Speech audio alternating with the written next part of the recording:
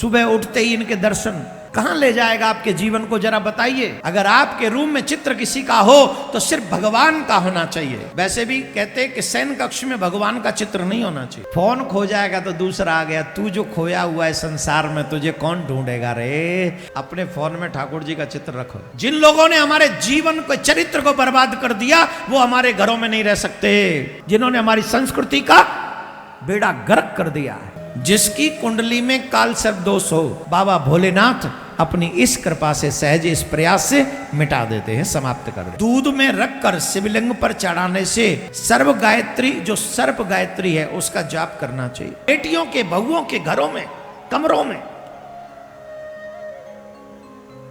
सुबह उठते ही इनके दर्शन, रात को सोते हुए इनका दर्शन कहां ले जाएगा आपके जीवन को, जरा बताइए।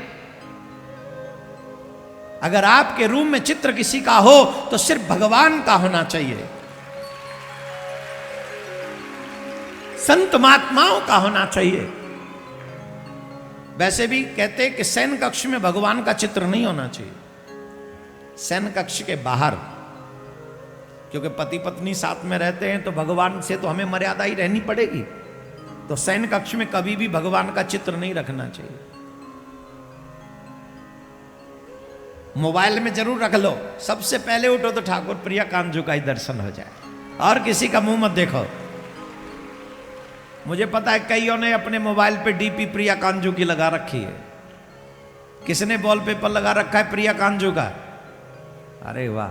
अच्छा, कई ऐसे महानात्मा जिन्होंने अपनी फोटो चिपका रखी है, अपने फोन में अपनी फोटो खो जाए तो हम पता चला, अरे तेरा भला करे। फोन खो जाएगा तो दूसरा आ गया, तू जो खोया हुआ है संसार में तुझे कौन ढूंढेगा रे, तुझे कौन ढूंढेगा। आप सबसे आग्रह, पूछो क्या, अपने फोन में ठाकुर जी का चित्र रखो।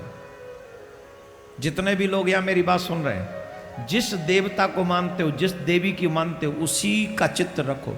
सोने के पहले जस्ट उनका दर्शन करके सो जाओ, और सुबह सबसे पहले उन्हीं का दर्शन करो। मैं वचन देता हूं, आपके जीवन की 80% प्रॉब्लम्स सिर्फ इस एक छोटे से कार्य से मिटने लग जाएंगे। और एक निवेदन कर रहा हूं, जितने भी घरों में हीरो हीरोइन के चित्र हैं, अगर तुम्हें कन्हैया से थोड़ा भी प्यार है, आज ही उखाड़ के फाड़ फूड़ के बाहर कर दो, आज ही। जिन लोगों ने हमारे जीवन को, चरित्र को बर्बाद कर दिया, वो हमारे घरों में नहीं रह सकते। अगर मुझसे थोड़ी भी स्नेह है आपको, थोड़ा भी सनातन परंपराओं से, आजकल के लोगों को बाहर करो अपने घर से, जिन्होंने हमारी संस्कृति का बेड़ा गर्क कर दिया है। देखो, अब आप कहेंगे महाराज ऐसे क्यों कह रहे हो, ये तो हमारी मर्जी, हम इसलिए कह रहे हैं, एक नाव में पांव रखो, या तो डूबने वाली में वही में बैठ जाओ, या फिर तरने वाली कन्हैया की नाव में बैठ जाओ। तुम डिसाइड करो कौन सी नाव में बैठना। इन हीरो हीरोइन वाली नाव में बैठोगे तो ये यहीं डुबा देगी, बंबई में ही, समुद्र में ही। और अगर हमारे ठाकुर जी से प्यार कर लिया, इस नाव में बैठ गए, तो भव सागर से पार होने से कोई नहीं रोक सकता,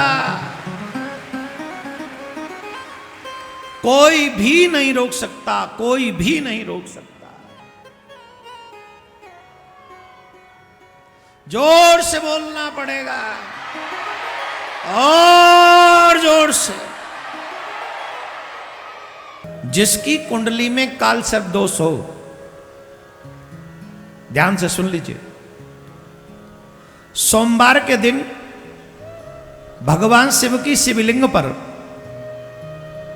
गंगा जल मिले हुए जल से महामृत्युंजय का पाठ तुम कर नहीं सकते, इसलिए एक ब्राह्मण को बिठालकर 108 बार लगातार 7 दिनों तक जो मनुष्य अभिषेक करता है, चंदन युक्त धूप महादेव को अर्पित करता है, उसके कुंडली के काल सर्प दोष को बाबा भोलेनाथ अपनी इस कृपा से, सहज इस प्रयास से मिटा देते हैं, समाप्त कर देते हैं।